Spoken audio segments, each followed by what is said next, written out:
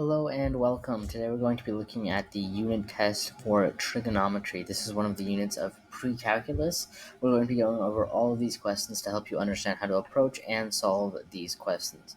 Let's get started on our first question. Okay, so we're asked to find the cosine of 13 pi over 12 exactly using an angle addition or subtraction formula.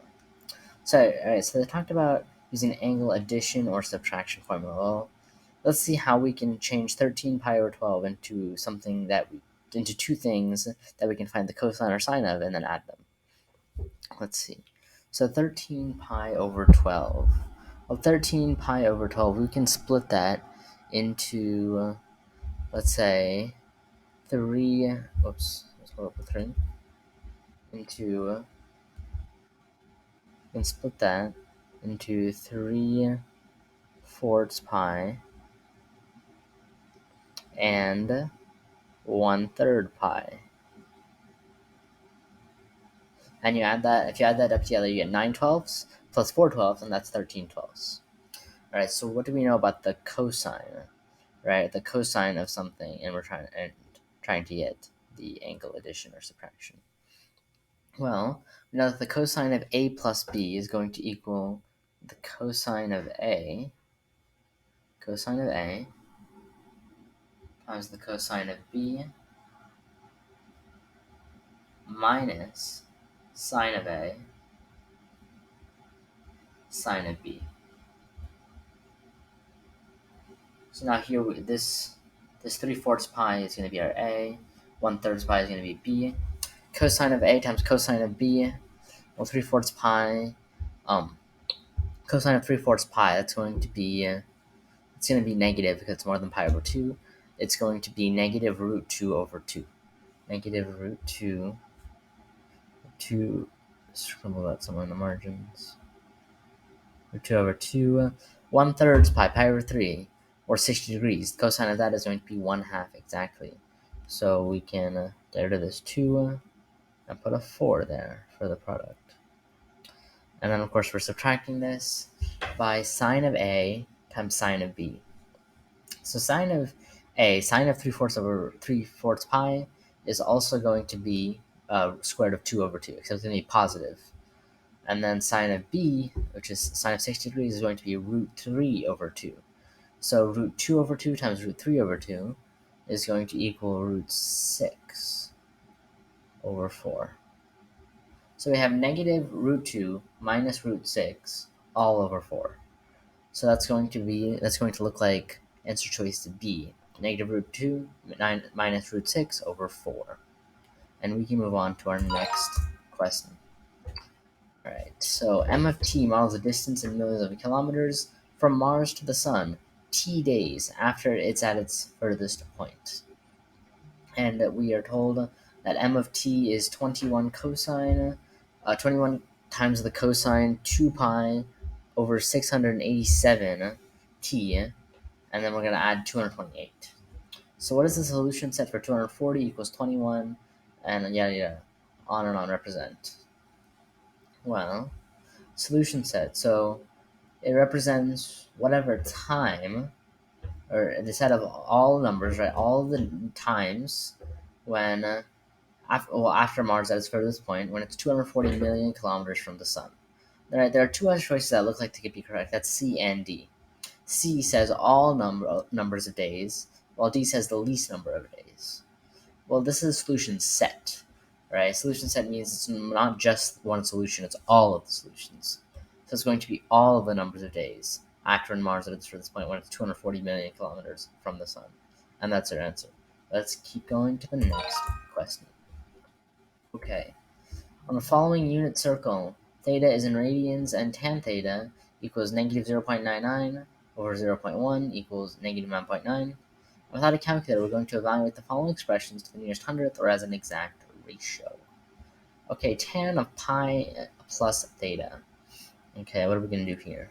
Well, if we add theta to the pi, right, we're essentially taking the tangent of the angle that goes like this, which is going to be the same thing except we're flipping the signs, which means that the ratio of the opposite to adjacent, or which is tangent, is going to be the same. So it's still going to be negative 9.9.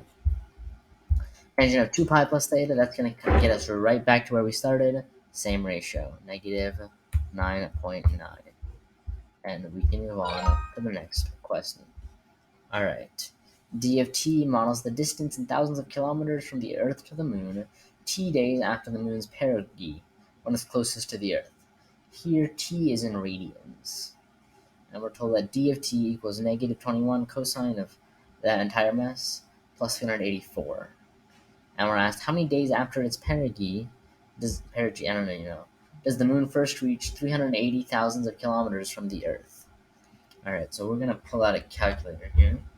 Pull out your calculator, and let's see what we can do.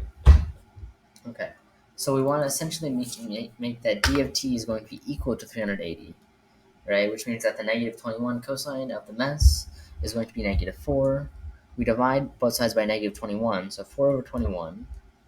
We take the inverse of what we got, 4 over 21, and that's going to give us our 2 pi over 29.5 times t, which is going to be equal to 79.02. And then we multiply both sides by 29.5, we divide by 2 pi,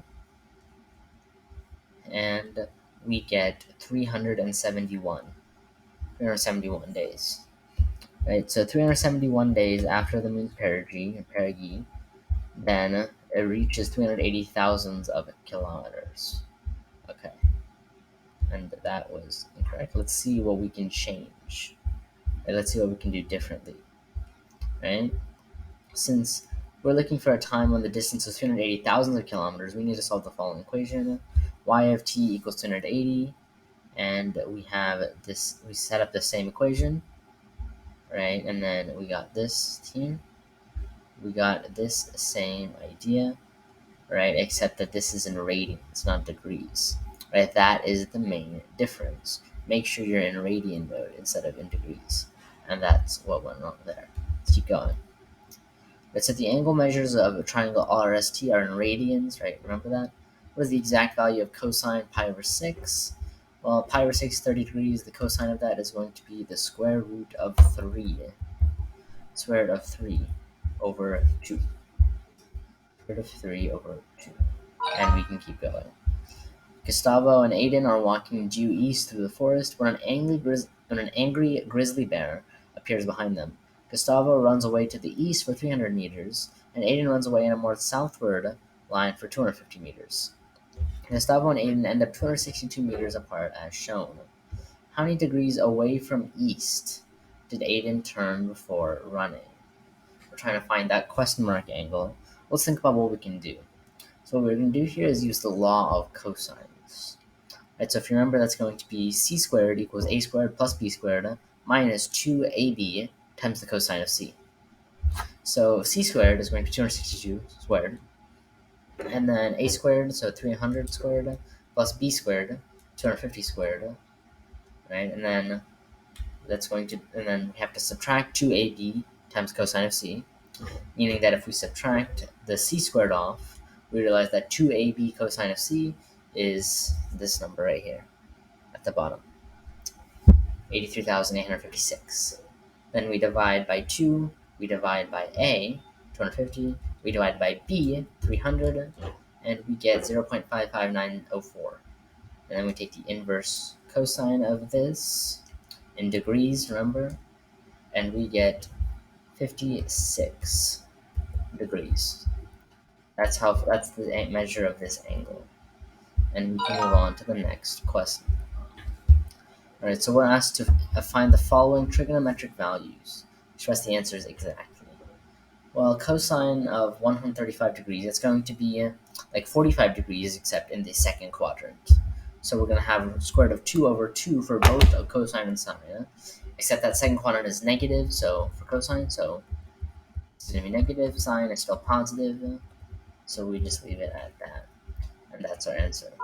We can move on. Alright. It's like one or more expressions that together represent all solutions to the equation. Answer should be in radians.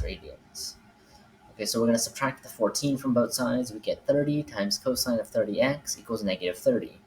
So cosine of 30x is going to equal negative 1. So 30x is going to have to equal pi, right? That is the only one that allows, or pi plus 2n pi,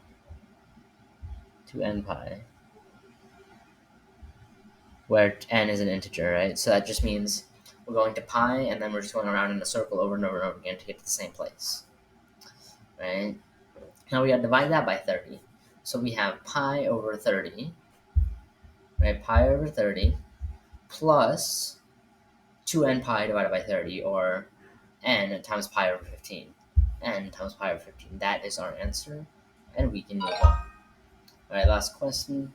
The following are all angle measures in degrees round to the nearest tenth, whose cosine is 0.69. What is the principal value of the inverse of 0.69?